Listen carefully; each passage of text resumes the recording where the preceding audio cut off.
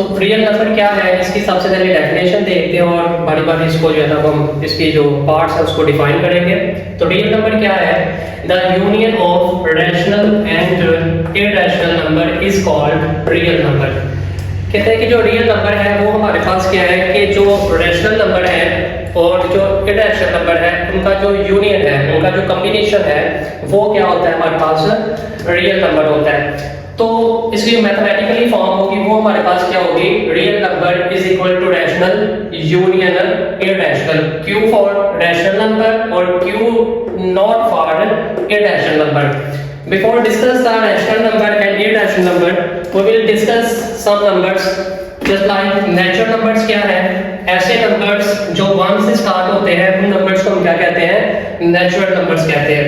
और बेटा natural numbers को डिनोट किससे किया जाता है, कैपिटल इंग्लिश अल्फाबेट N से किया जाएगा। उसके बाद आ जाएगा second number is whole number.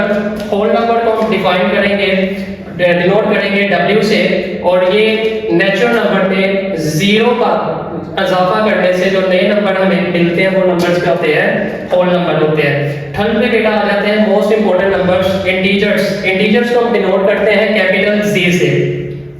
Integers के अंदर हमारे पास जो नेचुरल नंबर्स हैं और जो होल नंबर है ये दोनों ऐड हो जाते हैं और ये पॉजिटिव और नेगेटिव दोनों नंबर्स इंक्लूड होते हैं। 0 plus minus 1 plus minus 2 plus minus 3 and plus minus 4 plus minus 5।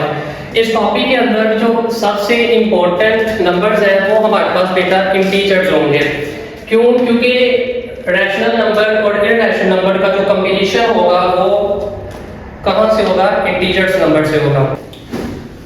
Okay, now we start rational number.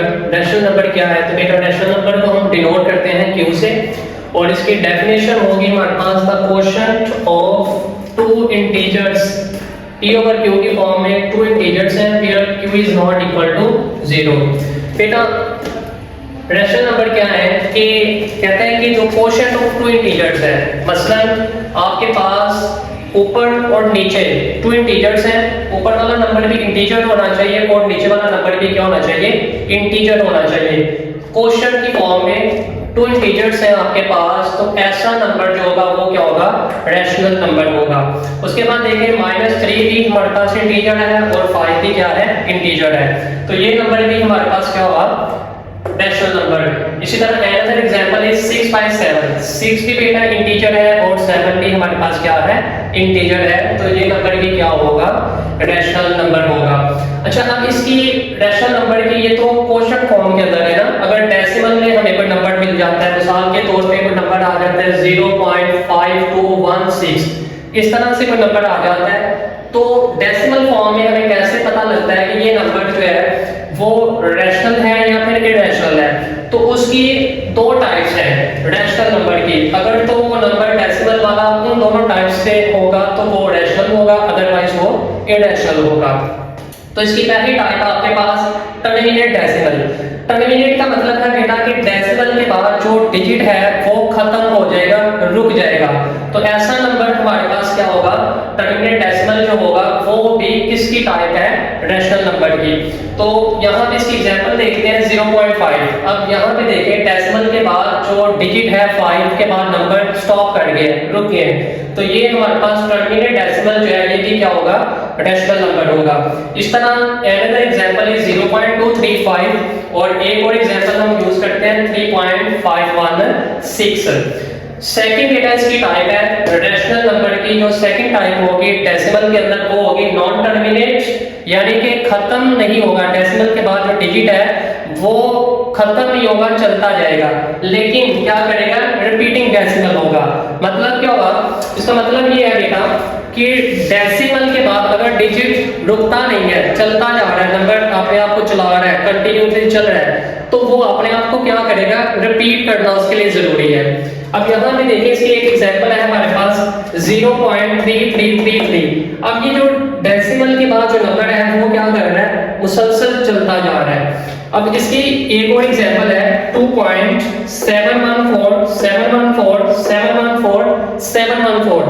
कुछ लोग ये समझते हैं कि पॉइंट के बाद जो नंबर है उसका रिपीट करना जरूरी है, बस अगर उसके अलावा कोई नंबर रिपीट करता है तो वो जो है वो रिपीटिंग डेसिमल में काउंट नहीं होता। तो बेटा ये बात याद रखिए, रिपीटिंग का मतलब है कि वो अपने आप को किसी भी डिजिट के बाद रिपीट कर सकता है। मिसाल के तौर पे जैसे एग्जांपल मैंने दी है 2.714 714 714, तो ये नंबर अपने आप को क्या कर रहा है, रिपीट कर रहा है। तो इस तरह का जो नंबर होगा वो क्या होगा, हमारे पास रिपीटिंग डेसिमल होगा और नॉन टर्मिनेट होगा।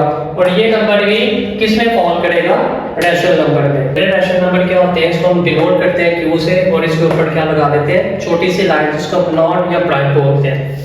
इसकी डेफिनेशन बहुत ही इजी मैंने लिखी है जो कि किताबों से कुछ डिफरेंट है। यहाँ पे the square root of non perfect square number, ऐसे नंबर्स जो नॉन परफेक्ट स्क्वायर है उन नंबर्स का अगर हम स्क्वायर रूट ले तो जो हमें नंबर मिलता है वो क्या होगा, इररेशनल नंबर होगा।